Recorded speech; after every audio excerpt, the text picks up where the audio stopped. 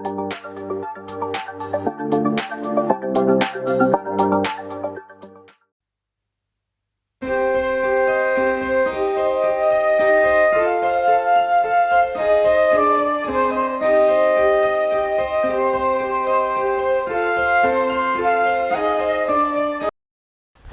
Lord. पुन्हा एकदा सर्वांचं मनःपूर्वक स्वागत. पास्टर मनोज तेलोरे यूट्यूब चॅनलमध्ये. या चॅनलला आपण लाईक करूयात, सबस्क्राईब करूयात आणि अधिकाधिक लोकांपर्यंत आपण हे चॅनल आपण शेअर करूयात, जेणेकरून परमेश्वराचं अद्भुत, महान आणि नेहमी कार्य करणारं जिवंत वचन अनेक लोकांपर्यंत पोहोचावं आणि अनेक लोकांची जीवनं त्या वचनाच्याद्वारे बदलावीत. त्या ठिकाणामध्ये एक व्हॉट्सअप नंबर दिलेला आहे. जर तुमच्या जीवनामध्ये जर काही प्रश्न असतील तर तुम्ही त्या व्हॉट्सअप नंबरवर नक्की शेअर करू शकता.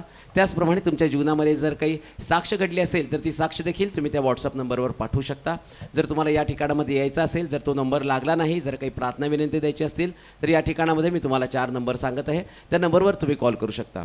पहिला नंबर आहे 9860274141. दुसरा नंबर आहे 9850144151. तिसरा नंबर आहे 9730319999 आणि चौथा नंबर आहे 9922882179. हे 4 शिल्हो पेंटिकॉस्टल चर्च सोलापूरचे अधिकृत नंबर आहेत. या नंबरवर तुम्ही संपर्क साधू शकता. परमेश्वर या चॅनलच्याद्वारे अद्भुत कार्य करत आहे. एका ब्रदरनी सांगितले त्यांची साक्ष. त्यांनी सांगितलं की पास्टर मनोज तेलोरे यांची मीटिंग नाशिक या ठिकाणामध्ये होती आणि मीटिंग झाल्यानंतर शेवटी ज्यावेळेस पास्टर प्रार्थना करत होते त्यावेळेस त्यांनी भविष्यवाणी केली होती की या ठिकाणामध्ये एक बहीण आहे आणि परमेश्वर यावेळेस त्या बहिणीचा गर्भ उघडत आहे. आणि त्यांनी सांगितलं की ती बहीण त्यांच्या मंडळीमधली होती आणि आता 3 महिने झालं तिला गर्भ राहिलेला आहे, म्हणून आपण सर्व गौरव परमेश्वराला देणार आहोत. एका बहिणीने पास्टरांना सांगितलं की त्यांचा परिवार वचनापासून दूर होता, त्यांना वचन कळत पण नव्हतं आणि कधी वचनाला त्यांनी सिरियसली घेतलं पण नाही. पण अचानक एक दिवस त्यांना मनोज पास्टर आपल्या जे यूट्यूब चॅनल आहे ते त्यांच्यापर्यंत पोचलं आणि ते सर्व कुटुंब ते यूट्यूब चॅनल बघू लागले आणि त्यांनी साक्ष सांगितली की ते चॅनल बघत असताना दरवेळेस ते वचन बघू लागले आणि ते वचन बघत असताना परमेश्वरांनी त्यांचा ताबा घेतला आणि त्यांच्या सर्व कुटुंबाचं त्या वचनाच्याद्वारे तारण झालं, म्हणून आपण सर्व गौरव परमेश्वराला देणार आहोत. एका बहिणीने पास्टरांना फोन केला होता आणि त्यांनी सांगितलं की त्यांच्या वडिलांना बायपास सर्जरी सांगितलेली आहे आणि त्यांचे 2 ब्लॉकेज 100% आहेत आणि 2 ब्लॉकेज 80% आहेत आणि त्यांचं उजव्या बाजूचे जे हार्ट आहे ते पूर्णपणे ब्लॉक झालेलं आहे आणि पास्टरांनी आणि त्या ठिकाणामध्ये डॉक्टरांनी सांगितलं होतं की बायपास सर्जरीच करावी लागेल, परिस्थिती खूप सिरियस आहे. त्या बहिणीने सांगितलं, पास्टरांना फोन केला, पास्टरांनी त्या बहिणीसाठी प्रार्थना केली आणि ज्यावेळेस ते डॉक्टरांकडे गेले त्यावेळेस डॉक्टर म्हणाले आता बायपास सर्जरी करायची गरज नाही. ज्यावेळेस त्यांनी टेस्ट केले म्हटले फक्त आता एन्जिओप्लास्टी केले तरीसुद्धा चालेल. अद्भुत चमत्कार त्या ठिकाणामध्ये परमेश्वराने केला आणि त्यांना अद्भुत गौरव दिला, म्हणून आपण सर्व गौरव परमेश्वराला देणार आहोत. एका बहिणीने पास्टरांना मेसेज केला होता आणि त्या बहिणीने सांगितलं होतं की ती बहीण एका ठिकाणामध्ये काम करते बाळ सांभाळण्याचं आणि ते बाळ अजिबात त्यांचं ऐकत नाही, खूप त्रास देतं, जेवत पण नाही. पास्टर मला कामाची गरज आहे, अशा परिस्थितीत जर ते बाळ नीट वागलं नाही तर ते मला कामावरनं काढून टाकतील, माझं कसं होणार. पास्टरांनी त्या बहिणीसाठी प्रार्थना केली आणि त्या बहिणीने साक्ष सांगितली की पास्टरांनी प्रार्थना केल्यानंतर दुसऱ्या दिवशीपासून ते बाळ उत्तमरित्या राहायला लागलं, व्यवस्थित त्यांच्याकडनं जेवण करायला लागलं आणि त्यांची नोकरी गेली नाही, म्हणून आपण सर्व गौरव परमेश्वराला देणार आहोत. आणि ही वेळ आहे परमेश्वराच्या वचनाची. आज कृपेसंबंधाने मी पाहणार आहोत. देवाची कृपा काही ठराविक लोकांवर देव करत असतो आणि असं त्या वचनामध्ये असलेलं की देव शुद्ध मनाच्या लोकांवर कृपा करतो. कृपा ही प्रत्येकाची गरज आहे. बघा, कृपेनं तारण होतं, कृपेनं देवाच्या जवळचे लोक बनतो, कृपेनं आमच्या जीवनातली सगळी कमतरता दूर होते. त्याचप्रमाणे कृपेसंबंधानं पाहिलं की पौल म्हणतो माझ्यामध्ये एक काटा मला टोचत आहे, त्यास देव त्याला म्हणत आहे माझी कृपा तुला पुरे आहे. म्हणजे जीवनातला काटा, जीवनामध्ये असणारे दोष, जीवनामधल्या कमतरता या सगळ्या काढण्यासाठी कृपेची गरज आहे. आता कृपा म्हणजे काय? तुमच्या योग्यतेपेक्षा अधिक देणं म्हणजे कृपा. मला वाटतं की त्याच्यासाठी शाळा एक उत्तम उदाहरण आहे. त्याच्यामध्ये ग्रेस पास एक लिहिलेलं असतं, म्हणजे तो नापास असतो पण ग्रेस पास किंवा कृपा त्याला पास करते. तसं तुम्ही देवाकडे जाताना आशीर्वादासाठी पात्र नसता. काही लोक आशीर्वादासाठी पात्र नसतात पण तरी सुद्धा देव त्यांच्यावरती कृपा करतो. आज मी शास्त्रातनं तुम्हाला काही गोष्टी दाखवणार आहे. ते लोक आशीर्वादासाठी पात्र नव्हते पण तरी देवाने त्यांच्यावरती कृपा केली. पण त्याचा निकष काय, त्याच्या संबंधानं देवाचं गणक काय, की कशा पद्धतीनं तो कृपा करणार आहे. सगळ्यांवर कृपा करत नाही. तो मला वाटतं त्याच्यावर मी कृपा करणार आहे. आम्ही तर रोज प्रार्थना करतो, देवा तू आमच्यावरती कृपा कर, कृपा करून देवा तू माझी मदत कर, कृपा करून तू माझं सहाय्य कर, कृपा करून तू मला आरोग्य दे, कृपा करून मला नोकरी लागू दे. परंतु देवाची कृपा अनेक लोकांना प्राप्त होत नाही. मग काय देवाची कृपेचं गणित आहे, कशा पद्धतीने देव कृपा करणार आहे, कशा पद्धतीने देव भेट घेणार आहे. स्तोत्र संहिता त्याचा 73 अध्याय आणि 1 वचन. स्तोत्र 73 आणि त्याचं पहिलं वचन. देव इस्रायलावर शुद्ध मनाच्या लोकांवर खरोखर कृपा करणारा आहे. पहा तो काय म्हटलं माहिती का, 2 गोष्टी सांगितल्या. पहिली गोष्ट इस्रायल आणि दुसरी गोष्ट इस्रायल मधले शुद्ध मनाचे लोक. नीट आहे का, खरोखर म्हणजे देवानं ठरवलंय मी त्याच्यामध्ये पार्शलिटी करणार नाही, मी माझा शब्द माघारी घेणार नाही, मी ठरवलं ते मी करणार आहे. तर त्याचं गणक काय त्यांनी सांगितलं की शुद्ध मन आणि इस्रायल. आता इस्रायल कोण आहेत, इस्रायल जे देवाचे निवडलेले लोक आहेत. मग देवाचे निवडलेले लोक कोण आहेत, 2 गोष्टी तुम्ही आज पाहणार. पहिली गोष्ट इस्रायल आणि दुसरी गोष्ट इस्रायल मध्ये निवडलेले लोक. इस्रायल नुसतं म्हटलं नाही त्याने, इस्रायल आणि इस्रायल मधले निवडलेले लोक कोण, शुद्ध मनाचे लोक. इस्रायल ज्याच्या संबंधानं म्हटलं की अब्रामाची संतती, धोंड्यापासून अब्रामाची संतती. अब्राम म्हणजेच इस्रायल आहे, खरा इस्रायली अब्राम आहे. अब्राम ज्या पद्धतीनं विश्वासाचा आणि बाप बनला गेला, आणि त्याच विश्वासानं तुम्ही आणि मी प्रत्येक जण विश्वासणारे लोक आहात. विश्वासणारे लोक आहात, प्रभूवरती विश्वास ठेवतात, तारण झालं, उद्धार झाला. परंतु उद्धार हा मर्यादित नव्हे. नुसतं उद्धारानं किंवा तारणानं देवाची कृपा मिळणार नाही. कृपेनं तुमचं तारण झालं, पण जगण्यासाठी, दैनंदिन गोष्टीसाठी तुम्हाला देवाच्या कृपेची गरज आहे. आता नुसतं तुम्हाला एकदा कृपा मिळाली, तुमचं तारण झालं, पण तुम्हाला रोज कृपेची गरज आहे. रोज तुम्ही देवाकडे मागण्या करता, रोज प्रभू समोर विनंत्या सादर करता. तुम्हाला जगण्यासाठी आवश्यक आहे, लेकरासाठी, घरासाठी, नोकरीसाठी, धनासाठी, व्यक्तिगत जीवनासाठी, शरीरासाठी, सगळ्या गोष्टीसाठी देवाची कृपा आहे. म्हणून पौल म्हणतो नाही का, माझ्या जीवनामध्ये एक काटा आहे. आणि तुमच्या जीवनामध्ये एक काटा आहे, प्रत्येकाच्या जीवनामध्ये काटा आहे. काही लोकांना आर्थिक प्रश्न आहेत, काही लोकांच्या कुटुंबामध्ये कल आहे, तुमचं आरोग्य निघून गेलेलं आहे, तुमची नोकरी गेलेली आहे. कृपेशिवाय ते कसं प्राप्त होणार आहे. तुमच्या बिझनेसला आणि त्याच्यामध्ये एक प्रकारचा डिस्टर्बन्स आलेला आहे. किती प्रश्न आहेत, किती समस्या आहेत. पण हे प्रश्न जाणार कसे, तो कृपेनं. एकदा तुमचं कृपेने तारण झालं, आता रोज तुम्हाला कृपेची गरज आहे. आता कृपेसाठी तो म्हणतो शुद्ध मनाच्या लोकांवरती मी कृपा करणार आहे. इस्रायल म्हणजे निवडलेले. पहिलं गणक सांगितलं इस्रायल म्हणजे देवाचे निवडले लोक. कोण देवाचे निवडलेले लोक आहेत, ज्यांचं तारण झालं, ज्यांची सुटका झाली. पहा आता निवडलेले लोक, त्याच्या संबंधानं तुम्हाला थोडंसं बोलतो. इस्रायल म्हणजे देवाचे निवडलेले लोक. 12 वंशामध्ये याकोबाला निवडलं. याकोब म्हणजेच इस्रायल आहे. आता मी तो पण एक संदेश माझ्याकडे, याकोब झाला इस्रायल. तो संदेश तुम्हाला कधी आता याच्यानंतर नंबर लागेल, याकोब कसा इस्रायल झाला. तर 12 वंशातला जो आहे तो याकोब इस्रायल आहे. आता या इस्रायल म्हणजे निवडला, त्याला वेगळं केलं. कुठं निवडलं, आईच्या गर्भात असताना देवानं त्याला निवडलं. म्हणजे तो इस्रायल म्हणून असताना आईच्या गर्भामध्ये त्याला निवडलेला आहे.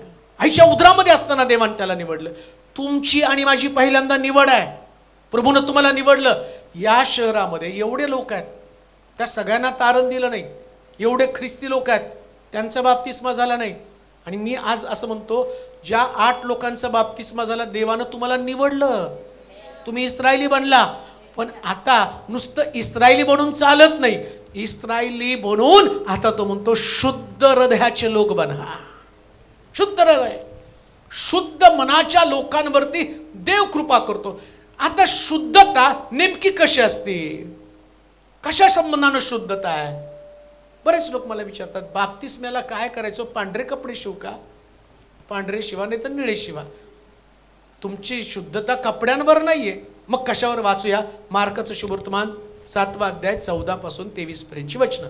मार्काचं शुभवर्तमान 7वा अध्याय 14 पासून 23 पर्यंतची वचनं. तेव्हा त्याने लोकसमुदायाला पुन्हा बोलावून म्हटले, तुम्ही सर्वजण माझे ऐका सर्वजण माझं ऐका. व समजून घ्या. ऐका आणि समजून घ्या. कोण बोलतोय हे? येशू. कुणाला बोलतोय? लोकसंख्या. म्हणजे चर्चला बोलतोय. आता येशू बाप्तिस्मा झालेल्या लोकांना आणि मंडळीला तो बोलत आहे, तुम्हाला कृपेची गरज आहे. लक्षात ठेवा, प्रवासाला तुम्ही आला, गाडी करून आले तुम्ही लोक, आता जाताना तुम्हाला कृपेची गरज आहे. कशाला कृपा लागते? तुम्ही चांगलं चाललाय हो, पण समोरून येणाऱ्या व्यक्तीच्या अंतःकरणामध्ये सैतानानं काम केलं आणि त्याने तुम्हाला धडक दिली, तर कृपाच तुम्हाला वाचवणार आहे. कृपेशिवाय तुमचा बचाव कोण करणार आहे? मग देवाच्या कृपेची तुम्हाला जाता येता चालता बोलता निसता सगळ्या गोष्टीमध्ये तुम्हाला देवाच्या कृपेची गरज आहे. रात्री झोपला, सकाळी उठायचं तर देवाची कृपा आहे. सकाळचं जेवला, संध्याकाळी खाण्याची साठी तुम्हाला कृपा पाहिजे. का कृपा पाहिजे? समजा तुम्ही खाल्लं आणि जागेवर चक्कर येऊन पडलं आणि हॉस्पिटलमध्ये सलाईन लावलं, कशी काय कृपा? कृपा कुठं असणार आहे? म्हणजे तुम्हाला कृपेची गरज आहे. आता ही कृपा कशी मिळणार आहे? तो शुद्ध स्वच्छ मनाच्या लोकांवर देव कृपा करतो. वाचा, तोंडला ऐका, देवाचं वचन ऐका. तेव्हा त्याने लोकसमुदायाला पुन्हा बोलावून म्हटलं, तुम्ही सर्वजण माझे ऐका. तुम्ही सर्वजण माझे ऐका व समजून घ्या. समजून घ्या. बाहेरून माणसाच्या आत जाऊन त्याला भ्रष्ट करील असे काही नाही. तर माणसाच्या आतून जे निघतं तेच त्याला भ्रष्ट करीते. म्हणजे शुद्धता ही कुठे हो? आतमध्ये. जर शुद्ध व्हायचं तर तुम्हाला आतून शुद्ध होणार आहे. मग एक व्यक्तीचं हृदय अशुद्ध आहे, ओळखायचं कसं काय? आता तुम्हाला तर देवाच्या कृपेची गरज आहे. एक गोष्ट तुम्हाला सांगू का? जेव्हा देवाची कृपा तुम्हाला मिळते तेव्हा तुम्ही इतरांपेक्षा वेगळा देवाच्या आशीर्वादाचा अनुभव घेता. कसं काय सांगू का तुम्हाला? बघा, इश्याला 8 मुलं आहेत. माणसाची कृपा म्हणजे शमूएलाची कृपा इशायाच्या 7 मुलांवरती होती. 8व्या मुलावरती त्या शमूएलाची कृपा नव्हती. जेव्हा दाविदाकडे त्यानं पाहिलं, तो म्हणतो, देवा खरोखर तुला वाटतं का हा राजपदासाठी योग्य आहे? तू कसं काय म्हणतो याला राज? तू अगोदर दाखवलेली जी मुलं आहेत त्या सगळ्यांमध्ये राजपदाच्या क्वालिटी आहेत, याच्यामध्ये मला नाही वाटत ती क्वालिटी आहे. देव म्हणतो तुला तसं वाटतं, पण मला वाटतं याच्यावरती कृपा करावी. शमूएलाला वाटतं की ती 7 मुलं, या 7ल्या एकावरती कृपा करून याला राजा बनवावं. ते म्हणतो नाही, मला वाटतं माझी कृपा. आता बघा, यांच्याकडे सगळ्या क्वालिटी होते बरं का. युद्ध करणार होते, राजाच्या दरबारामध्ये कामाला होते, लढण्याची कुवत होती, सगळं. दाविदावरच्या संबंधानं काय? तो म्हणतो मी मेंढर चारणार आहे. धुळीतला व्यक्ती आहे, साधारण व्यक्ती आहे, पण बायबल सांगतं, दावीद म्हणतो त्यानं मला धुळीतनं काढून राजगादीवरती बसवलं. म्हणजे तुम्ही साधारण लोकांपासून असाधारण लोक देवाच्या कृपेने बनले जातात. म्हणून देवाची कृपा तुम्हाला आवश्यक आहे. आता देवाची कृपा देव त्याच लोकांना का देतो? का दाविदाला त्यानं राजपद दिलेलं आहे? मी कधी कधी विचार करतो, काय देव पक्षपाती आहे का? योसेफाला त्यानं म्हटलं 11 पेंड्या तुला नमन करतील. दाविदाला 8वा मुलगा आहे, सगळ्यात धाकटा आहे. देव म्हणतो की याच्यापासून मी एक मोठं राष्ट्र निर्माण करणार आहे. इसाक आणि याकोब दोघजण पोटामध्ये असताना, एसाव आणि याकोब दोघजण पोटामध्ये असताना देव त्याला पोटामध्ये सांगतो की वडील धाकट्याची सेवा करेल. काय देवाची कृपा त्या याकोबावरती आहे? का देव असं करत आहे? आता बघा, तुम्ही इथं बसलेले लोक आहेत, तुमच्यापैकी काही लोकांना हा संदेश देवाच्या कृपेकडे घेऊन जाणार आहे. देव ती कृपा त्यांच्यावरती पाड. कशी कृपा? मुळामध्ये कृपेचं महत्व समजून घ्या. देवाची कृपा माझ्यावरती कशी येणार आहे आणि काय या कृपेनं घडलं जाणार आहे?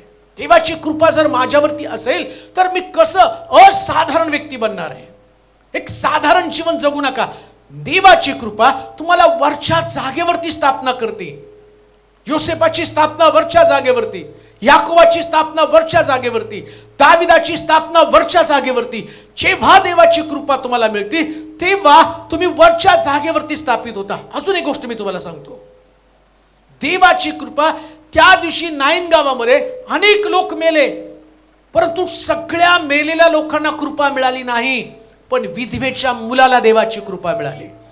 लाजरस कबरेमध्ये असताना पुष्कळ कबरा तिथं होत्या, पुष्कळ कबरा ज्यांनी येशूवरती विश्वास ठेवला असतील, ज्यांनी शुभवर्तमान ऐकलं असेल, ज्यांनी प्रभूच्या भयामध्ये आणि मरण पावलेले असतील, पण त्या दिवशी फक्त प्रभूची कृपा लाजरसवर होती आणि लाजरसला देव शब्द बोलला आणि त्या शब्दानं लाजरस बाहेर आला. हीच गोष्ट मी तुम्हाला सांगत आहे, जर देवाची कृपा आज तुम्हाला मिळाली तर तुम्ही साधारण व्यक्ती नव्हे तर बाहेर पडलेल्या लाजरस सारखं असणार आहे. तुम्ही साधारण व्यक्ती नव्हे तर नाईन गावातल्या मुलासारखं तुम्ही असणार आहे. तुम्ही साधारण व्यक्ती नव्हे तर याकोबाच्या आणि याकोबासारखं, आणि तुम्ही 12 मुलांपैकी एक निवडलेला मुलगा असणार आहे, एक निवडलेली मुलगी असणार आहे. म्हणून देवाच्या कृपेचा निकष तो काय म्हणतो की तुम्ही इस्रायल आहात आणि तुमच्यामध्ये शुद्ध हृदय आहे.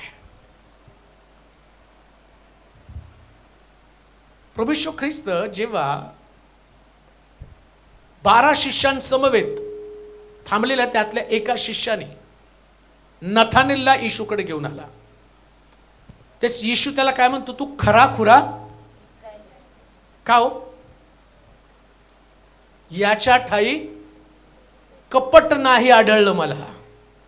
याला शुद्धता म्हटले. शुद्धता म्हणजे काय इथं तो, अरे मुलांनो, अहो लोकांना जनसमुदायाशी बोलताना तो काय म्हणतो ऐका. तेव्हा त्याने लोकसमुदायाला पुन्हा बोलावून म्हटले, तुम्ही सर्वजण माझे ऐका व समजून घ्या. समजून घ्या. बाहेरून माणसाच्या आत जाऊन त्याला भ्रष्ट करील असे काही नाही. भ्रष्ट करील असं काही नाही. तर माणसाच्या आतून जे निघतं तेच त्याला भ्रष्ट करीते. तेच त्याला भ्रष्ट करतं. ज्या कोणाला ऐकाव्यास का नाहीत. आता बघा तो बोलताना पण काय म्हणतो, ज्या कोणाला ऐकाव्यास, म्हणजे त्याला माहितीये आता जी गोष्ट मी सांगणार आहे ती कुणाला ऐकावीशी वाटणारच नाही. मुळामध्ये मनुष्य स्वभाव कसा माहिती का, त्याला नेहमी आशीर्वचन, चांगले संदेश, चांगल्या गोष्टी, त्या जमलेल्या जमावाला वाटत होतं येशूने असं म्हटलं पाहिजे, तुम्हाला सगळ्यांना मी स्वर्गात घेऊन जाणार आहे. त्यांना असं वाटत होतं येशूने असं म्हणावं, मी तुम्हाला सगळ्यांना बरं करणार आहे. त्यांना असं वाटत होतं मी सगळ्यांना बरकत देणार आहे. तो म्हणतो ही गोष्ट ज्याला कान आहे तो ऐको. का तर तुम्हाला कृपेची गरज आहे. म्हणजे ज्याचं अंतकरण उघडून प्रभूपासून स्वीकारण्यासाठी जो व्यक्ती तयार आहे. ऐकणं म्हणजे काय, जी गोष्ट प्रभू सांगणार आहे त्याप्रमाणे मी अनुसरण करण्यासाठी तयार आहे. प्रभू मी तुझ्या समोर उपलब्ध आहे, मला देवाची कृपा मिळवायची. परत देवाची कृपा मिळवण्याच्या अगोदर प्रभू म्हणतो की तुम्ही सर्वजण ऐका, कान द्या. आता कान देताना तो काय म्हणत आहे की ज्याला कान आहे तो ऐको. आता काय म्हणतो बघा, वाचा पुढे. तो लोकसमुदायातून निघून घरी गेल्यावर त्याच्या शिष्यांनी त्याला त्या दाखल्याविषयी विचारले. तो त्यांना म्हणाला, तुम्ही देखील इतके अज्ञानी आहात. तुम्ही सुद्धा एवढे अज्ञानी आहात की काय. जे काही बाहेरून माणसाच्या आत जाते ते त्याला भ्रष्ट करू शकत नाही. हे तुम्हाला समजत नाही काय. कारण ते त्याच्या अंतकरणात नव्हे तर त्याच्या पोटात जातं व शौचकुपातून बाहेर पडते. अशा रीतीनं त्याने सर्व प्रकारचे अन्न शुद्ध ठरवलं. आणखी तो म्हणाला, जे माणसातून बाहेर निघते, माणसातून जे बाहेर निघतं तेच माणसाला भ्रष्ट करीत, तेच मनुष्याला भ्रष्ट करतं. कारण आतून म्हणजे माणसाच्या अंतकरणातून वाईट विचार निघतात. जार कर्म, चोऱ्या, खून, व्यभिचार, लोभ, दुष्टपणा, कपट, कामातुरपणा, हेवा, शिव्या गाळी, अहंकार, मूर्खपणा, या सर्व वाईट गोष्टी आतून बाहेर निघतात. शिष्यांना सुद्धा प्रश्न पडला की नेमकं तुम्ही म्हटला माणसाला बाहेरून जे आत जातं ते भ्रष्ट करत नाही, शुद्ध अशुद्ध करत नाही. अशी कोणती गोष्ट आहे प्रभू, ती आम्हाला समजत नाही. बघा आता येशूला त्याची इच्छा होती की शिष्य माझ्याबरोबर राहून त्याने ते शिकावं. तो म्हटला, प्रभू तुम्ही असं का म्हटला, ज्यांना कान आहे तो ऐको. आम्हालाच नाही समजलं तर त्यांना काय समजणार. मग येशू म्हणतो, अरे तुम्हाला सुद्धा ही गोष्ट समजत नाही, तुम्ही कशी काय एवढे अज्ञानी. का तुमच्या लक्षामध्ये येत नाही, कोणत्या गोष्टी लक्षात येत नाही. मनुष्याला अशुद्ध ठरवणाऱ्या गोष्टी कोणत्या, हेवा, कपट, व्यभिचार, जारकर्म, अशुद्धपणा, कामातुरपणा, कितीतरी, मुखानं शिवीगाळ, चुकीचे शब्द बोलणं, अपशब्द बोलणं, या सगळ्या गोष्टी मनुष्याला अशुद्ध करतात. आता बघा, एक गोष्ट तुमच्या मुखातनं निघती, चुकीचे शब्द निघतात, चोरी, जारकर्म, लोभ, अशुद्धपणा, शिवीगाळ, आता याच्यातनं तर त्यांनी आतमधनं बाहेर निघणाऱ्या कितीतरी गोष्टी सांगितलेल्या आहेत. बरेच लोक विचारतात, पाळकसाहेब काय देवाला खाल्लेलं आवडतं? मटण जास्त खाल्लेलं आवडतं का? शाकभाजी खाऊ का? मटण खा, शाकभाजी खा. त्या मटणाने शाकभाजीने तुम्ही अशुद्ध होणार नाही, पण शिवीगाळणी 100% अशुद्ध होणार आहे. मुखानं अंतःकरणामध्ये कपट योजना आखल्या तुम्ही अशुद्ध होणार आहे. खाण्यानं कोणी मनुष्य अशुद्ध? तो म्हणतो तुम्ही खाता आणि शौच कुपावट ते बाहेर पडतं, त्याने कुठं तुम्ही अशुद्ध होता? अशुद्ध आत राहत नाही. राहतं काय आतमध्ये? कपट राहतं, जारकर्म राहतं, व्यभिचार राहतो, लोभ राहतो, दुष्टपणा राहतो, शिवीगाळ राहतो, सगळं आतमध्ये राहतं. आता तो म्हणतो शुद्ध व्हायचं, हे सगळं बाहेर गेलं पाहिजे. आता तुम्हाला देवाच्या कृपेची गरज आहे. तो म्हणतो देवा मला दाविदासारखी कृपा दे, देवा तुम्हाला योसेफासारखी कृपा दे, देवा तुम्हाला पौलासारखी कृपा दे. माझ्यासारखा सेवक म्हणेल तेव्हा तुम्हाला पेत्रासारखी कृपा दे. कोणती पेत्रासारखी कृपा?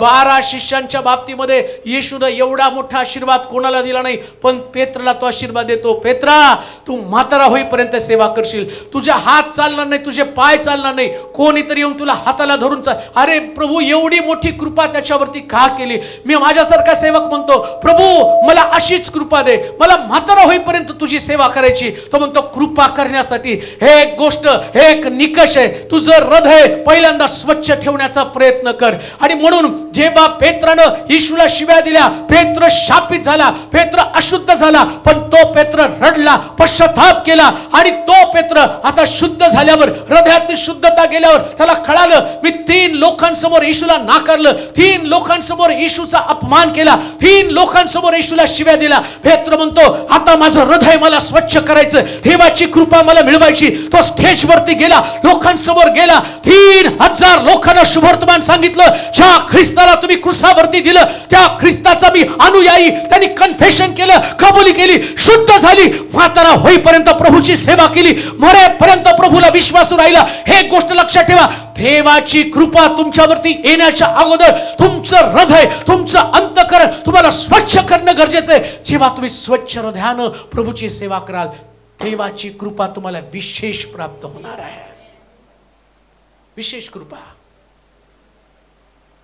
म्हणून एक गोष्ट लक्षात ठेवा, लोकांचं मत तुमच्याविषयी काही का असेना, पण तुमच्याविषयी आणि देवाविषयीचं मत स्वच्छ असू द्या का, तुम्ही देवाच्या कृपेला पात्र ठराल.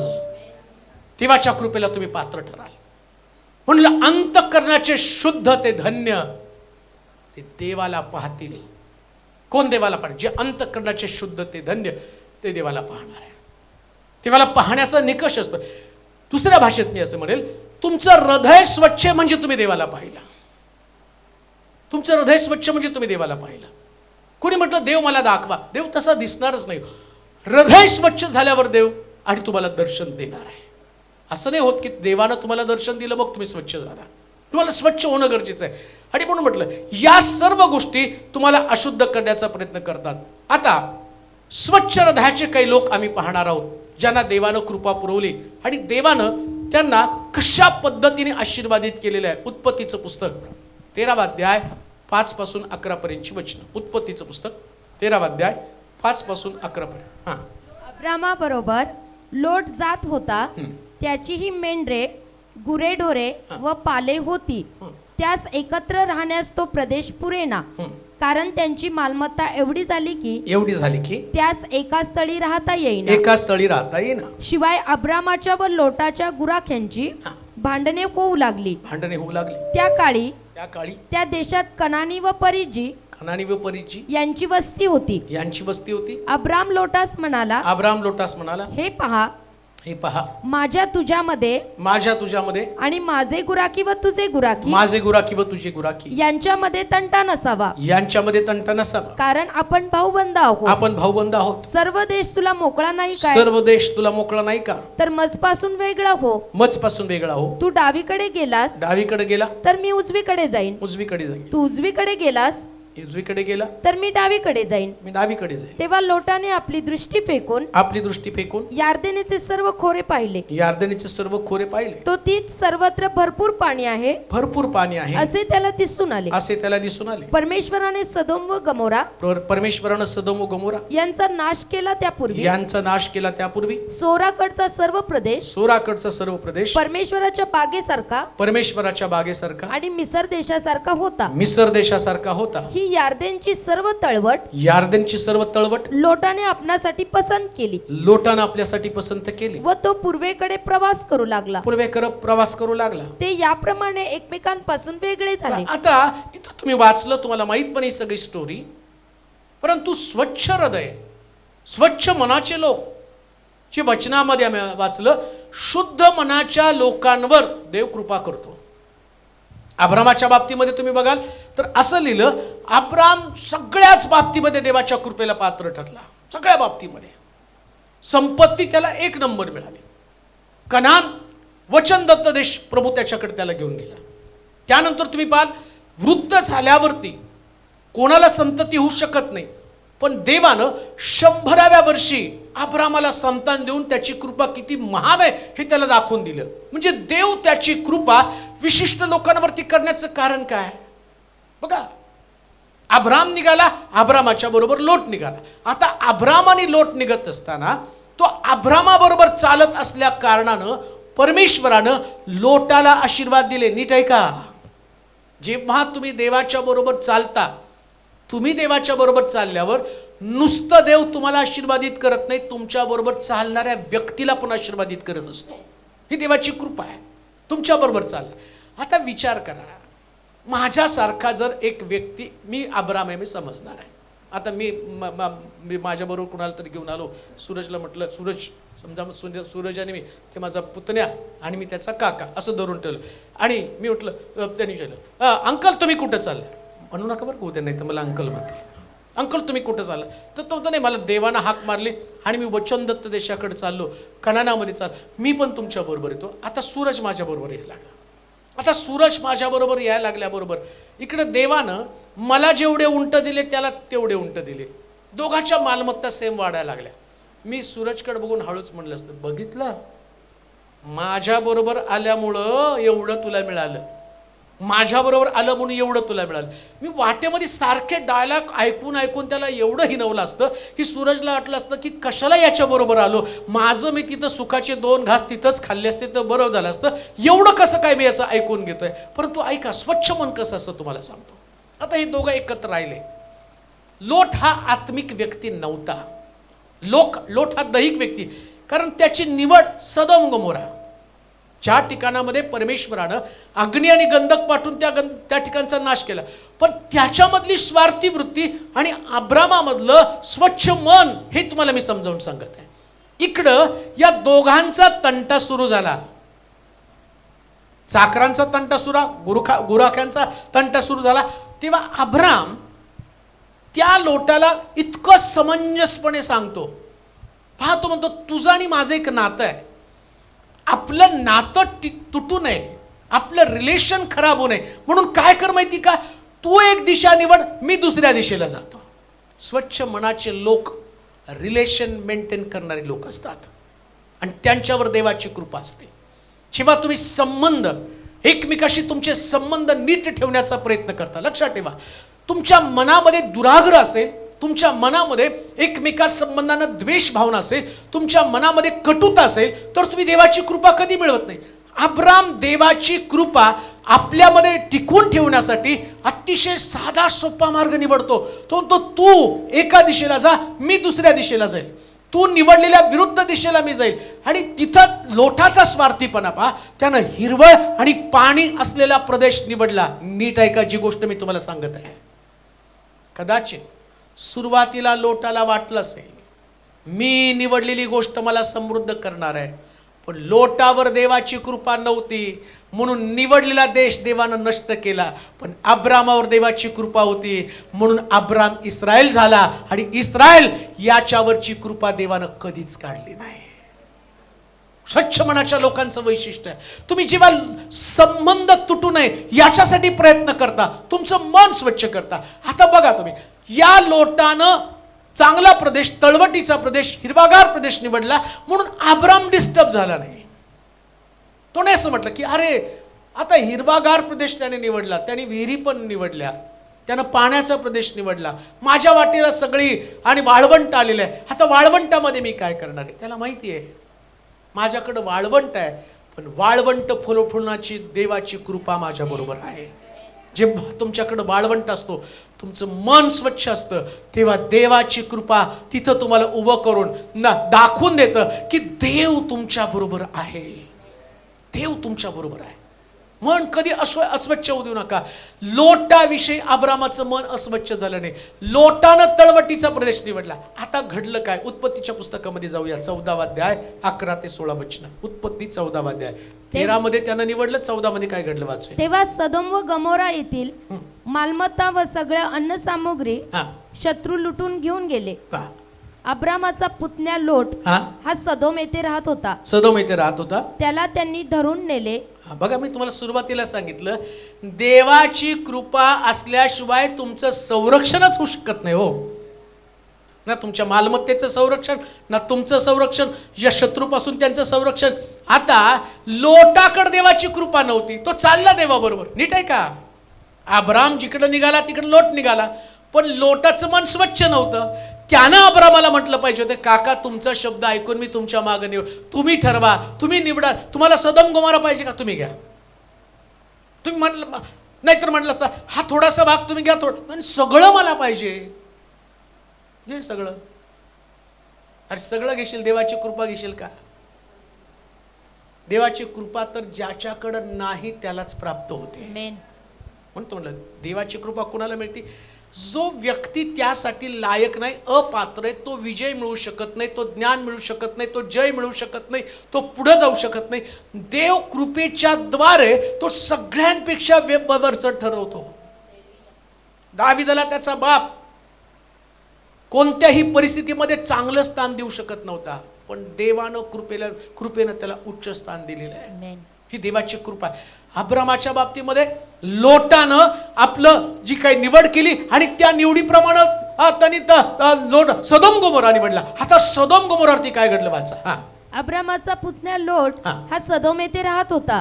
त्याला त्यांनी धरून नेलं आणि त्याची मालमत्ताही नेली. मालमत्ता पण नेली. तेथून पळून आलेल्या एका मनुष्याने जाऊन अब्राम इब्री याला हे वर्तमान सांगितलं. अब्राम इब्री याला वर्तमान सांगितलं. त्यावेळी तो अश्कोल व आनेर यांचा भाऊ अमोरी ममरे याच्या एलोन राईत राहत होता.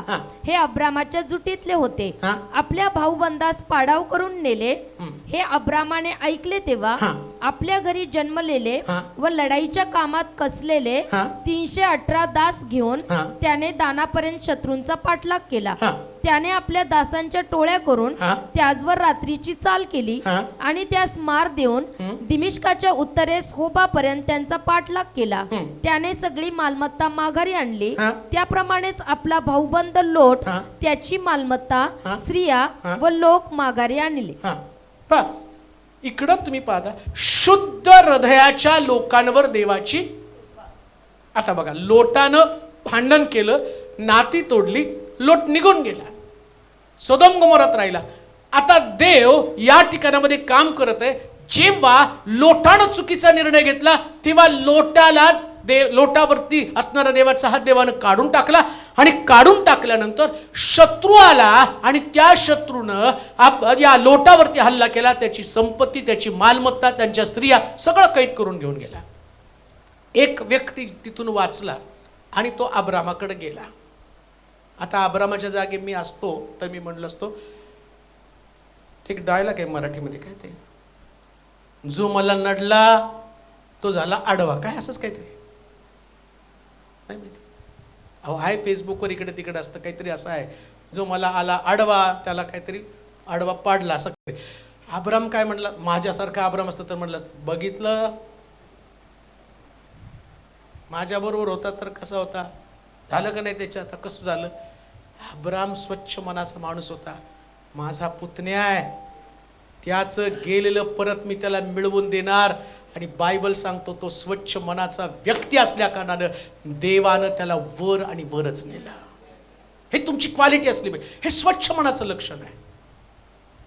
लोट सदोम गोमोरामध्ये गेला, माझं त्याचं नातं तुटलं म्हणून त्याने नाही जाहीर केलं. रिलेशन मेंटेन करणं, संबंध प्रस्थापित करणं, संबंध टिकवून ठेवणं. ज्याचं हृदय शुद्ध त्याच्याकडं शत्रुत्व नावाचा विषयच कधी नसतो, कधीच नसतो. प्रियाला लोटाला राजानं शत्रूनं त्याची मालमत्ता त्याची संपत्ती नुसतं लोटाची सुटका केली नाही, अब्रामानं लढवय्य पुरुष नेऊन त्याची संपत्ती त्याची पत्नी त्याची लेकरं सगळ्यांची सुटका केली. स्वच्छ मनाच्या लोकांचं हेच अंतःकरण असलं पाहिजे. कोणावरती अरिष्ट आलं तर त्या अरिष्टातनं सोडण्यासाठी त्याने केलेली प्रार्थना ही स्वच्छ मनाच्या लोकांची प्रार्थना आहे. तुम्ही प्रार्थना केली पाहिजे. काय देवा लोट अडकलाय तिथं, आता त्यानं त्याचे मजबूत हेर घेऊन गेला. ऐका, एक मजबूत हेर तो घेऊन गेला, कसलेले योद्धे तो घेऊन गेला.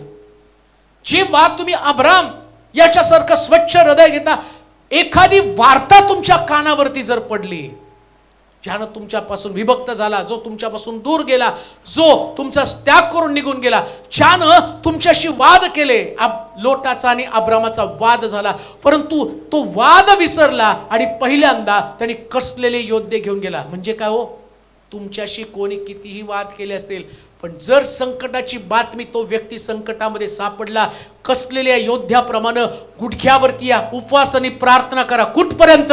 जोपर्यंत त्याचा परिवार त्याच्यातनं सुटत नाही आणि तो व्यक्ती पुन्हा एकदा जिंकला जात नाही. याला म्हटलंय शुद्ध मनाचे लोक.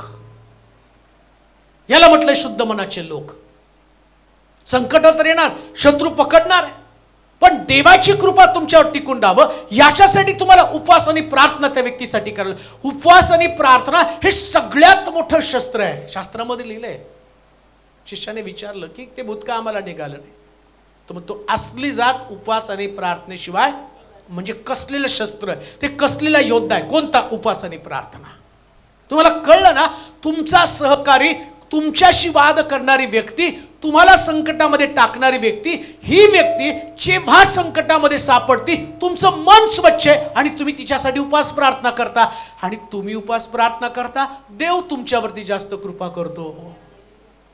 स्वच्छ मनाच्या लोकांवरती देव कृपा करतो. दुसरी गोष्ट पण वाचूया. उत्पत्तीचं पुस्तक 45 अध्याय 1 ते 8 वचन. उत्पत्ती 45 1 ते 8. तेव्हा योसेफाभोवती लोक उभे होते. लोक उभे होते. त्या सर्वांसमोर त्यास गहीवर आवरेना. त्याने मोठ्याने म्हटले की, त्यानं मोठ्यानं म्हटलं की, सर्व लोकांस बाहेर घालवा. योसेफाने आपल्या भावास ओळख दिली तेव्हा त्याच्याजवळ दुसरे कोणी नव्हते. तो मोठमोठ्याने रडू लागला. ते मिस्री लोकांनी ऐकलं आणि फारोच्या घराण्याचाही ते कानी गेले. योसेफ आपल्या भावास म्हणाला, मी योसेफ आहे. माझा बाप अजून जिवंत आहे काय? त्याच्या भावाच्या तोंडून काही उत्तर निघेना. कारण ते त्याच पुढे अतिशय घाबरले. योसेफ आपल्या भावास म्हणाला, अंमळ जवळ या. तेव्हा ते जवळ गेले. तेव्हा तो म्हणाला, तुमचा भाऊ योसेफ, ज्याला तुम्ही मिस्र देशात विकून टाकलं, तो मीच. तुम्ही मला या देशात विकून टाकलं. याबद्दल आता काही दुःख करू नका. आणि संताप करून घेऊ नका. कारण तुमचे प्राण वाचवावे. म्हणून देवाने मला तुमच्या पुढे पाठवलं. या देशात आज 2 वर्षे दुष्काळ आहे. आणखी 5 वर्षे अशी येणार आहेत की यात नांगरणी कापणी काही व्हावयाचे नाही. देवाने मला तुमच्या पुढे यासाठी पाठवलं की तुमचा पृथ्वीवर अवशेष ठेवावा. मोठ्या सुटकेसाठी तुम्हास वाचवावे आणि तुमची वंशवृद्धी होऊ द्यावी. तर आता तुम्ही नवे तर देवाने मला येथे पाठवले. देवानं मला येथे पाठवलं. मला त्यानं फारोच्या बापा समान करून त्याच्या सर्व घरादाराचा स्वामी व सर्व मिसर देशाचा शास्ता करून ठेवला आहे. तुम्ही त्वरा करून माझ्या बापाकडे जा आणि त्याला सांगा तुमचा मुलगा योसेफ असे म्हणतो की देवाने मला अवघ्या मिसर देशाचा सत्ताधीश केला आहे. तर मजकडे निघून या. विलंब करू नका. तुम्ही गोशेन प्रांतात वस्ती करून राहावे. आता एवढं सगळं वाचत बसत असताना एक गोष्ट तुमच्या ध्यानात येते.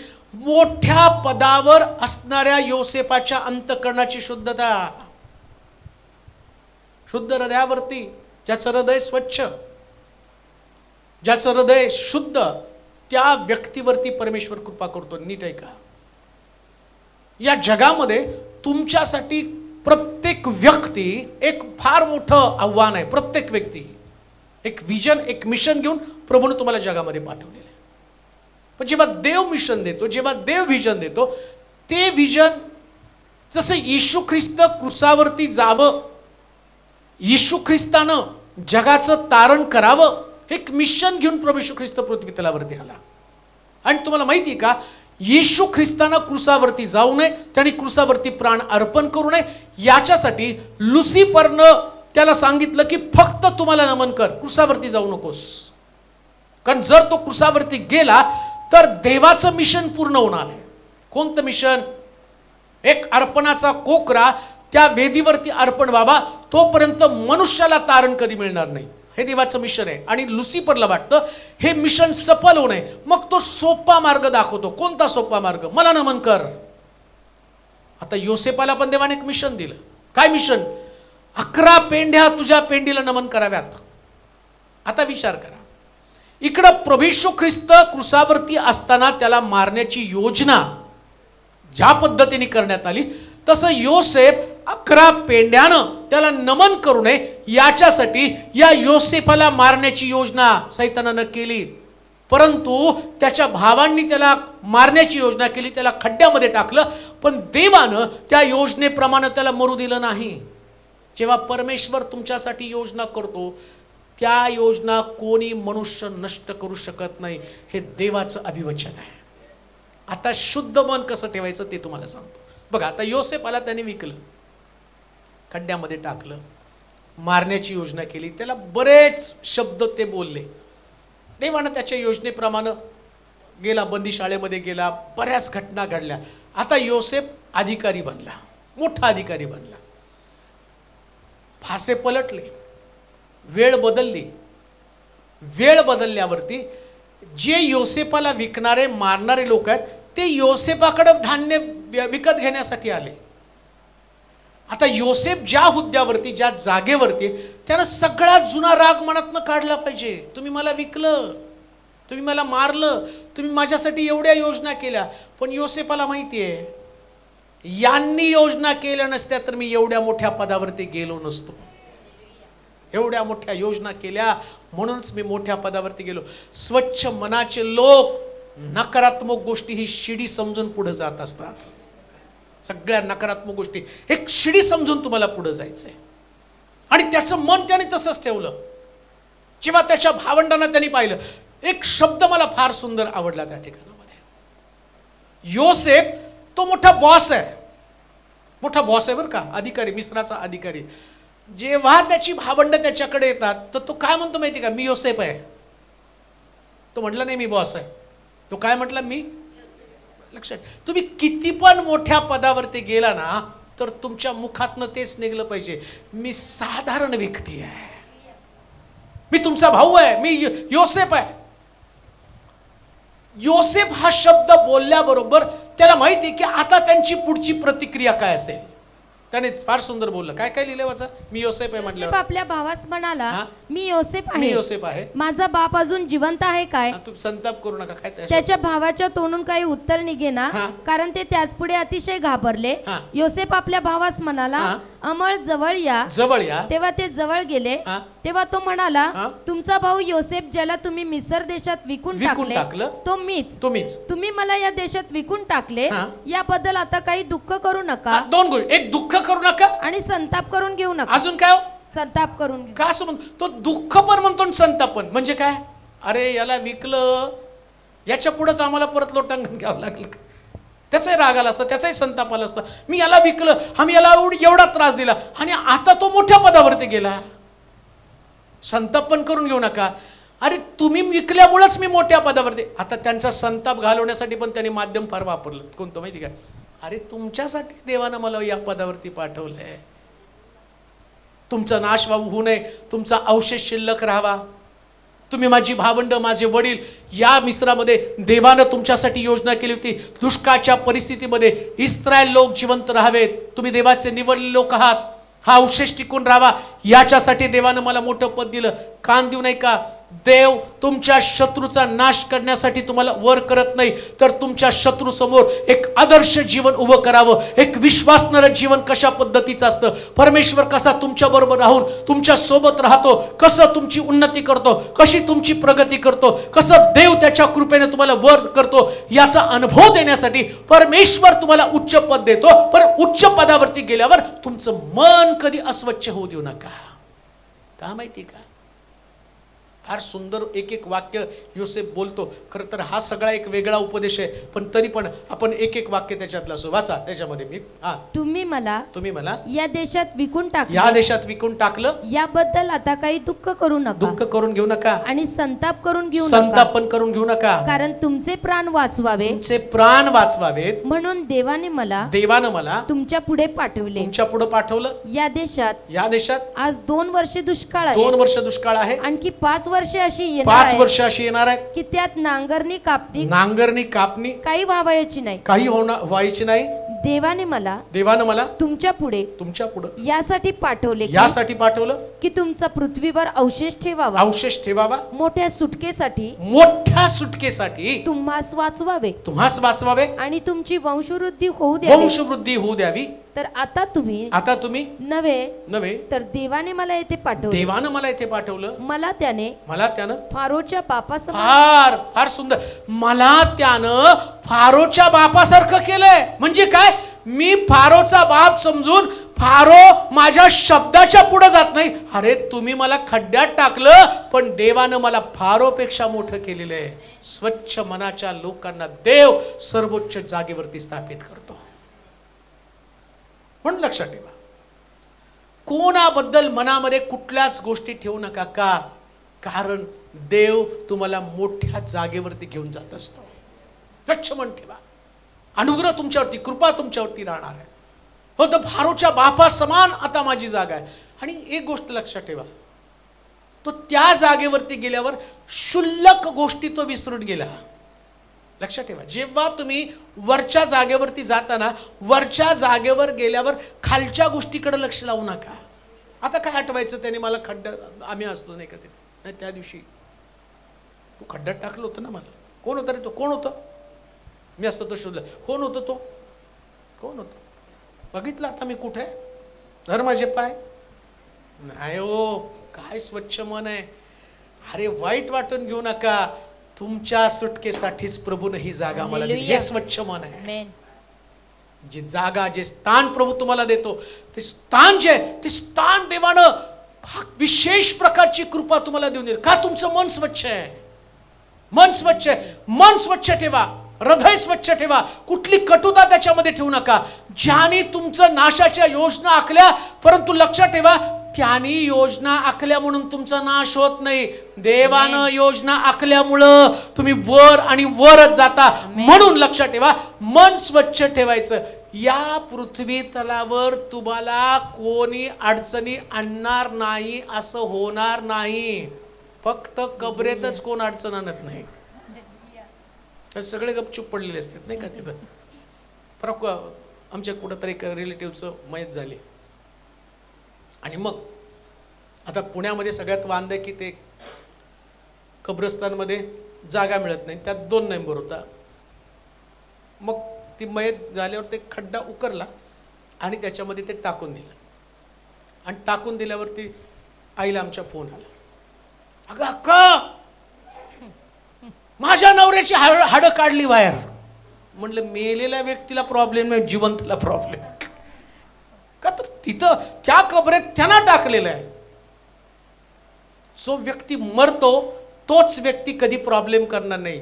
जिवंत आहात तेव्हा लोक तुम्हाला प्रॉब्लेम करतील, पण देव प्रॉब्लेम मधनं तुम्हाला वर घेऊन जातो. म्हणून मन स्वच्छ ठेवायचं.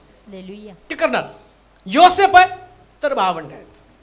योसेफ आहे मिस्राचा पंतप्रधान तर सगळ्यात मोठा खड्डा तुम्हाला. योसेफ आहेत बंदीशाळेत तुम्हाला. योसेफ आहेत दोषारोप तुम्हाला. पण सगळ्यामध्ये देवाची कृपा. बंदीशाळेमध्ये पण देवाची कृपा, खड्ड्यामध्ये पण देवाची कृपा, सगळ्यामध्ये देवाची कृपा. म्हणून लक्षात, देवाची कृपा तुमच्यावर टिकून राहण्यात मन स्वच्छ. स्वच्छ मनाच्या लोकांवर देव कृपा करतो. अजून एक वाचा, बऱ्याच गोष्टी आहेत परंतु काय काय सांगावं मोठा प्रश्न आहे. गणना 12 अध्याय नको सोड, ते नको, दुसरं घेऊ. पहिले शमूएल 26 अध्याय 6 पासून काही वचन. पहिले शमूएल. तेव्हा दाविदाने अहिमलेक हित्ती आणि यवाबाचा भाऊ सरुवेचा पुत्र अभिषय यास म्हटले, माझ्या बरोबर त्या छावणीत शौलाकडे येण्यास कोण तयार आहेत? अभिषय म्हणाला, मी आपल्या बरोबर येतो. तेव्हा दावीद व अभिषय त्या लोकांजवळ रात्रीचे गेले. तेथे जाऊन पाहतात तो शौल गाडेतळाच्या आड निजला आहे. त्याच्या उशाजवळ त्याचा भाला भूमीत रोवलेला आणि अब्नेर व इतर लोक त्याच्या सभोवार निजले आहेत असे त्यांच्या दृष्टीस पडले. तेव्हा अभिषय दाविदास म्हणाला, देवाने आज आपला शत्रू आपल्या हाती दिला आहे, तर आता मला त्याच्या भाल्याने त्याचवर एकच असा वार करू द्या की तो त्यास भेदून जमिनीत शिरेल. भाला पुन्हा मारण्याची जरूरच पडणार नाही. दावीद अभिषयास म्हणाला, त्याचा वध करू नको. परमेश्वराच्या अभिषिक्तावर हात चालून कोण निर्दोष राहणार? दावीद आणखी म्हणाला, परमेश्वराच्या जीविताची शपथ, परमेश्वराच्या जीविताची शपथ, परमेश्वर त्यास मारेल, परमेश्वर त्यास मारेल, अथवा त्याचा काळ आला म्हणजे तो मरेल, तो मरेल, अथवा युद्धात त्याचा अंत होईल, युद्धात त्याचा अंत होईल. परमेश्वराच्या अभिषिक्तावर, परमेश्वराच्या अभिषिक्तावर आपला हात टाकावायचे, आपला हात टाकावायचे, मजकडून न घडो, मजकडून न घडो. पण आता त्याच्या उशाजवळ असलेला, त्याच्या उशाजवळ असलेला भाला आणि पाण्याचा चंबू घे, भाला आणि पाण्याचा चंबू घे, मग आपण निघून जाऊ. मग आपण निघून जाऊ. तेव्हा दाविदानं शौलाच्या उशाजवळून भाला आणि पाण्याचा चंबू उचलून घेतला, भाला आणि पाण्याचा चंबू उचलून घेतला आणि ते निघून गेले. आणि तो निघून गेले. ते निघून गेले तेव्हा कोणी त्यास पाहिले की ओळखले नाही, कोणी पाहिले किंवा ओळखले नाही, व कोणी जागाही झाला नाही, जागा पण झाला नाही. ते सर्व निद्रिस्त होते. परमेश्वराने त्यास गाढ निद्रा लावली होती. कुणी निद्रा लावली होती? परमेश्वराने. कुणाला निद्रा लावली होती? शौलाला आणि त्याच्या बरोबरच्या देवानं त्यांना गाढ निद्रा लावली. याचा अर्थ शौलाला पण मारायला पाहिजे होतं, सैनिकाला पण मारायला पाहिजे होतं, पण गाढ निद्रा मारण्यासाठी नव्हे, दाविदाच्या हृदयाची शुद्धता तपासण्यासाठी प्रभूने दिली होती. कशा पद्धतीने हा रिॲक्ट होतो देवाला. ऐका बरं का, आता मी काय गोष्ट बोलत आहे. देवाला त्याचं सिंहासन या पृथ्वी तलावरती स्थापायचं होतं आणि पृथ्वी तलावरती एक व्यक्ती शोधायची होती की ज्या व्यक्तीच्या कुळातनं त्याला ख्रिस्ताचा जन्म करायचा होता. आणि जो व्यक्ती एक राजा या पृथ्वी तलावर असेल की त्या राजाच्या कुळातनं एक राजा जन्माला यावा आणि त्याचं राज्य कायमस्वरूपी असावं. आता देव त्याच्यासाठी एका शुद्ध आणि स्वच्छ मनाची निवड करणार होता. स्वच्छ मनाच्या व्यक्तीची निवड करणार आहे. का हो? मत्ते 5 मध्ये सांगितल्याप्रमाणे जे अंतःकरणाचे शुद्ध ते, जेव्हा येशू ख्रिस्ताचं मंदिरामध्ये समर्पण करायचं त्या संदेष्टा म्हणतो, मी आपल्या डोळ्यानं तारण पाहिलंय. आता दावीद सुद्धा त्याच्या कुळातनं तारण पाहणार होता. तारण पाहायचं तर स्वच्छ मन. बघा, अजून एक गोष्ट पवित्र शास्त्रातनं तुम्हाला सांगतो. इतकं रहस्यानं भरलेलं पुस्तक आहे शास्त्र ना. त्याचा उलगडा जसा होतो ना, त्याचं मला कळतं की देवाच्या वचनासारखी पारदर्शकता तुम्हाला कुठं सापडणार नाही. आम्ही पाहतो की येशू ख्रिस्तानं यरीहोमध्ये प्रवेश केला आणि जक्कय झाडावर चढून येशू कोण आहे ते पाहण्याचा प्रयत्न करत होता. आणि जक्कयाला येशू दिसला. कसा दिसला? बाकीच्या लोकांना दिसला नाही का? अहो, बाकीच्या लोकांनी बघितला, पण बाकीच्या लोकांनी बघितलेलं येशूनं बघितलं नाही. आणि बघितलं कोणी माहिती का? बघितलं कोणाला? जक्कयानं. जक्कय त्वरा कर खाली आहे. का हो जक्कयाला तो म्हणतो त्वरा? एवढे लोक होते, सगळे धक्काबुक्की करत होते, मला जायचंय मला जायचंय. आता कोणाला नाही ना, हा कोणाला स्वीकारलं नाही. आणि तो जक्कय त्वरा कर खाली, आज मला तुझ्या घरी जेवायला यायचं. कारण काय हो? जक्कय या शब्दाचा अर्थ शुद्ध आहे. जक्कय म्हणजे शुद्ध. आता शुद्ध मनाचे लोकच येशूला पाहतील. आता जक्कयाचं मन शुद्ध ओळखायचं कसं? मी कोणाचं कुभांडानं घेतलं? स्वच्छ मन हो. माझ्यासारखं असतात तर माझ्याविषयी लोकांना विचारा, एक पै कुणाची घेतली नाही बघा. एकदम प्रार्थनाशील व्यक्ती, लाजिम नाही, धुतल्या तांदळासारखा. जक्कय स्वच्छ मनाचा व्यक्ती. कुणाचं कुभांडानं घेतलं चौपट परत करतो. अर्धद्रव्य गरिबाला देऊन टाक. स्वच्छ मन. इथं दाविदाच्या बाबतीमध्ये आम्ही पाहतो की दाविदाचं मन तपासण्यासाठी त्या दिवशी देवानं तो म्हणतो एवढा मोठा निर्णय मी घेणार आहे. ऐका, एवढा मोठा डिसिजन मी घेणार आहे.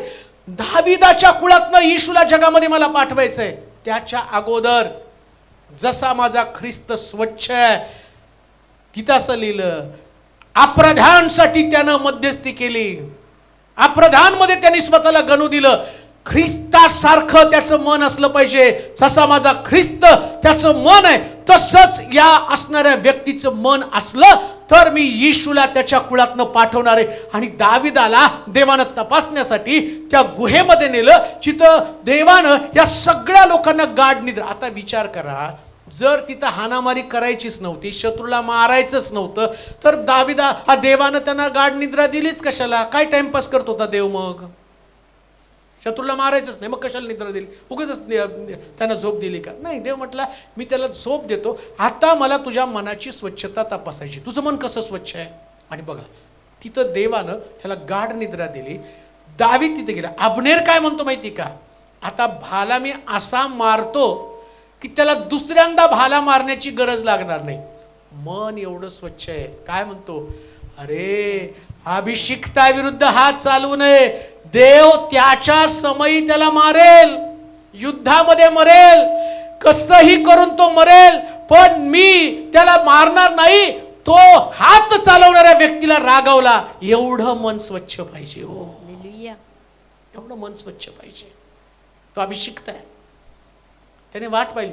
विचार करा, दाविदाला रोज शौल मारण्याची योजना आखत होता. आणि आता दावीद त्यांनी म्हटलं पाहिजे की एकदाच मार बसून माझा शत्रू मी कायमचा नष्ट करेल. पण दावीद म्हणतो नाही, शत्रूला नष्ट करण्यासाठी देवाकडे योजना आहे. देव त्याच्या योजनेप्रमाणे एक तर हा कुठंतरी युद्धामध्ये जाऊन मरेल किंवा त्याचा काळ आल्यावर तो मरेल, पण माझ्या हाताने मी शत्रू नष्ट करणार नाही. देवानं पाहिलं, अरे काय स्वच्छ मन आहे, काय स्वच्छ मन आहे. लक्षात ठेवा. अजून एक गोष्ट मला सांगू का? एवढं स्वच्छ मन असण्याचं कारण काय माहिती का? एवढं स्वच्छ मन असण्याचं कारण काय? तो बेस्ट उपासक होता. हालेलुया. उत्तम आराधक. उत्तम आराधकाची क्वालिटी काय माहिती का? जेव्हा तुम्ही आराधना करताना तेव्हा तुमचा जगामध्ये कोणी शत्रू नसतो. हालेलुया. म्हणून येशू म्हटलं नाही का, माझे उपासक, माझी उपासना आत्म्यानं खरेपणानं. काय आत्म्याची आणि खरेपणाची उपासना? की ज्या उपासनेच्या द्वारे परमेश्वर त्याची कृपा तुम्हाला पुरवत असतो. लक्षात ठेवा, उपासकांसाठी देवाची विशेष प्रकारची कृपा असते. बेस्ट आराधना, बेस्ट वर्शिप. मी सगळं करताना का गाणे गातो? मला नाही गायला पाहिजे, एवढा जोर देऊन मी गाणे का गातो? मला माहिती आहे हे कृपा मिळवण्याचं माध्यम आहे. देवाची कृपा. आणि बघा, तुम्ही किती पण असलं तरी इथं आल्यावरती मला काल एक मेसेज आला, मी यूट्यूबला काही लोकांनी तो संदेश पाहिला. यूट्यूबला टाकलेला, मी स्टेटसवर पण ठेवलेला होता, तो संदेश ऐकला आणि तिकडून एका सिस्टरने मेसेज केला. किती आनंद झाला म्हणून तुम्हाला सांगू, तुमच्या आवाजाला काहीही झालं नाही, ही देवाची कृपा आहे. का हो, जेव्हा मी आराधना करतो ना तेव्हा माझं लक्ष कुठं नसतं, माझा प्रभू सर्वोच्च स्थानी, आणि त्याला सर्वोच्च स्थानी देण्यासाठी माझ्याकडे शब्द असावे, माझ्याकडे शक्ती असावी. दावीद सुद्धा एक उत्तम उपासक होता. उत्तम उपासकाचं लक्षण त्याच्याकडे शत्रुत्व नसतं, त्याच्या हृदयामध्ये फक्त देव वास करत असतो, त्याच्या हृदयामध्ये देवाच्या योजना असतात. लक्षात ठेवा, एक उत्तम उपासक बना, एक उत्तम आराधक बना. उत्तम आराधक बनण्यासाठी ती क्वालिटी तुमच्यामध्ये असली पाहिजे. कोणती क्वालिटी? तो म्हणतो माझ्या शत्रूचा मी नाश करणार नाही. नाश करण्यासाठी देव समर्थ आहे. अजून एक गोष्ट मला सांगू का? जेव्हा या शौलाला एका व्यक्तीनं मारलं आणि ती बातमी घेऊन तो व्यक्ती शौलाकडे आला. आता बघा, थिंकिंग, आता विचार करा, ते विचाराची क्षमता. काय म्हणलं असतं दावीद त्या अब्नेरला? म्हणलं असतं, इकडे ये, मी तुला म्हटलं होतं ना देव काळ आणेल. नाही हो, त्याने सुद्धा तेव्हा शब्द बदलले. तो काय म्हणतो, अभिषिक्ता विरुद्ध हात तू चालवला, या व्यक्तीला मारून. एवढं स्वच्छ मन, एवढं स्वच्छ मन. म्हणून लक्षात ठेवा, तुम्ही आराधना, तुम्ही उपासना करता तेव्हा तुमचं हृदय स्वच्छ असतं, आणि स्वच्छ हृदयाचे लोक देवाची कृपा मिळवतात. ही देवाची विशेष प्रकारची कृपा आहे. आणि म्हणून ती गोष्ट मी पाहिली की स्वच्छ मन शौला संबंधानं दाविदाचं होतं, अभिषिक्ता संबंधानं दाविदाचं मन स्वच्छ होतं. तसं तुमचं मन देवाच्या मंदिरात आल्यावर एकमेका संबंधानं नेहमी स्वच्छ असलं पाहिजे. स्वच्छ मन असू द्या तुमचं. एक गोष्ट मला सांगू का, आम्ही सर्वजण अभिषिक्ता आहोत, सर्वजण.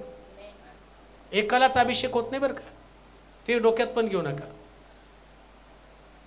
दावीद आणि शौल दाविदाला मारणारा व्यक्ती होता, पण तरी दावीद म्हणतो की तो अभिषिक्त आहे.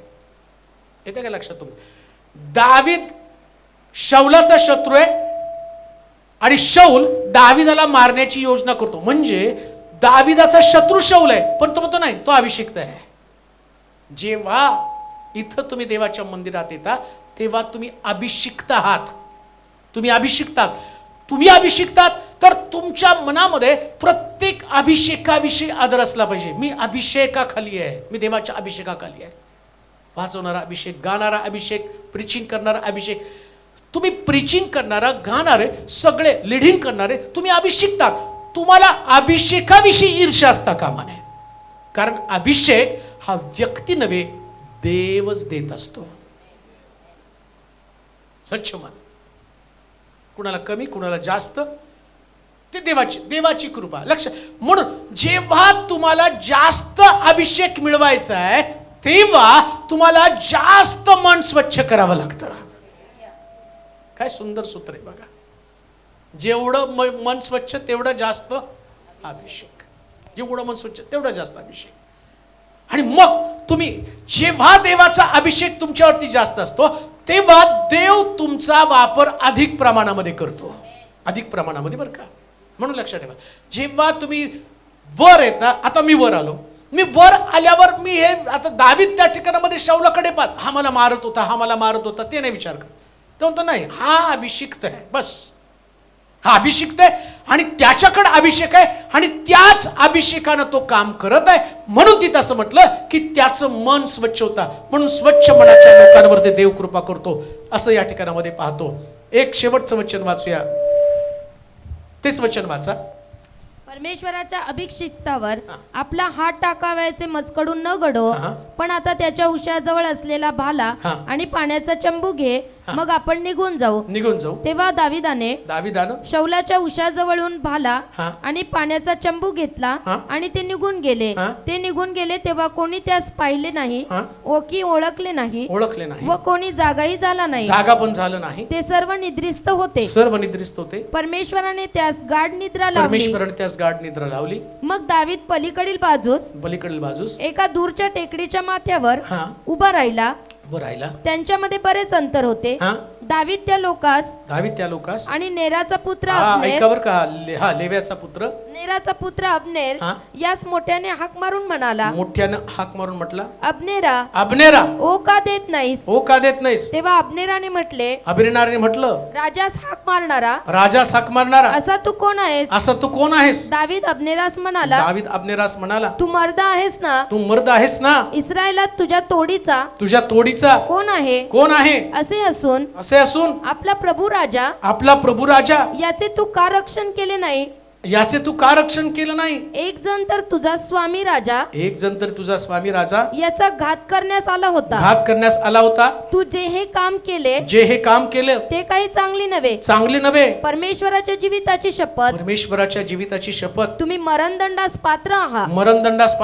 कारण प्रभू परमेश्वर याचा अभिषिक्त आपला स्वामी याचे रक्षण तुम्ही केले नाही. राजाचा भाला व त्याच्या उशाजवळ असलेला पाण्याचा चंबू कोठे आहे तो पहा. तेव्हा शौल दाविदाचा शब्द ओळखून म्हणाला, माझ्या पुत्रा दाविदा हा तुझा शब्द काय? दावीद म्हणाला, माझे स्वामी महाराज होय हा माझा शब्द. स्वच्छ मन. इकडं दावीद त्या अब्नेरला रागवतो, अरे म्हटलं तू तुझ्या स्वामीचं प्रभूचं काय, त्याच्या शत्रू संबंधानं त्याला आदर आहे हो, काय रिस्पेक्ट आहे.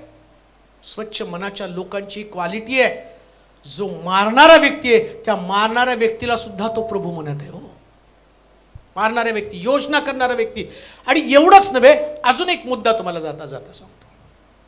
दाविदाच्या मनाची स्वच्छता एवढी भारी होती की दाविदाच्या मनाची स्वच्छता पाहून शौलाच्या मनाची स्वच्छता झाली हो. हा शौल म्हणत होता दावीद माझा शत्रू आहे, पण आता शौल काय म्हणतो माहिती का?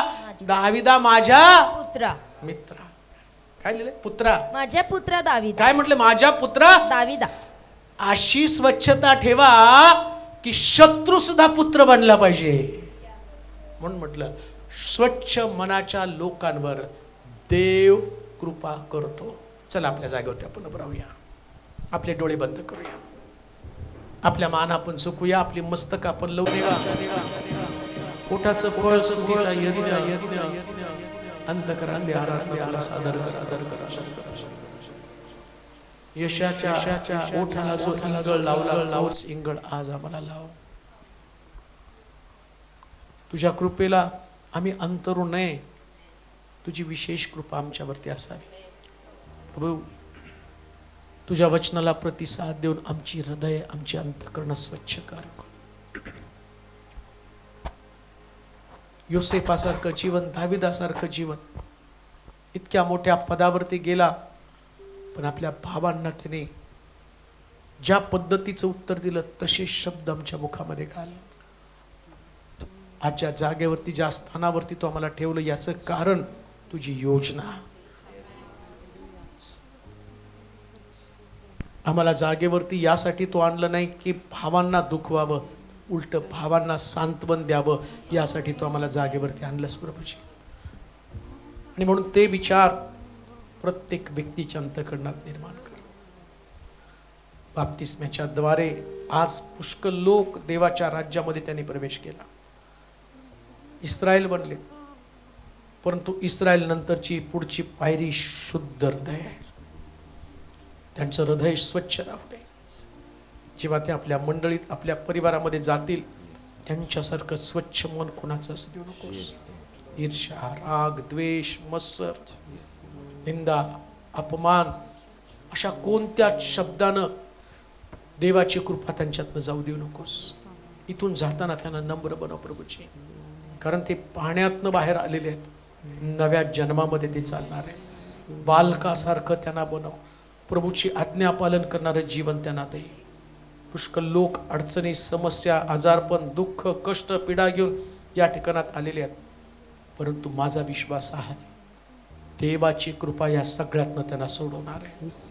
साक्षीच्या साक्षी घडू दे प्रभूजी, पुष्कळ चांगल्या साक्षी घडू दे, जेणेकरून प्रभू किती चांगला आहे याचा अनुभव अनेक लोकांना यावा, अनेक लोकांना येऊ दे.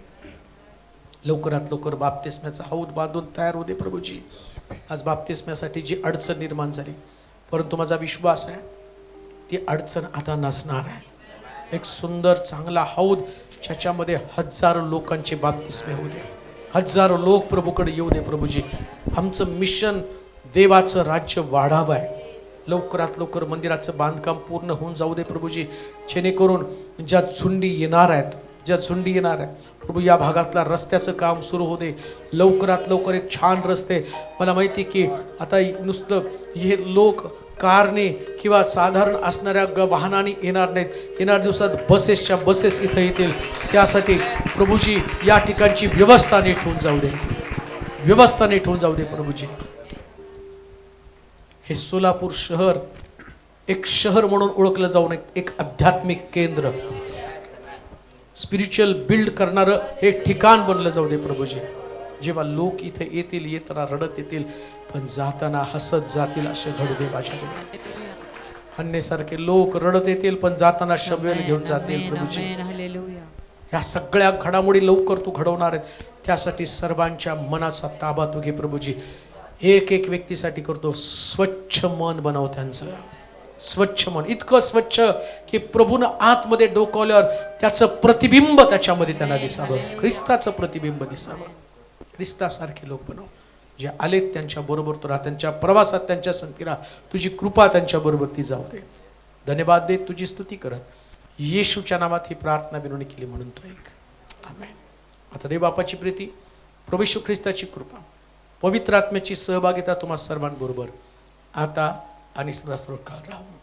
आमेन.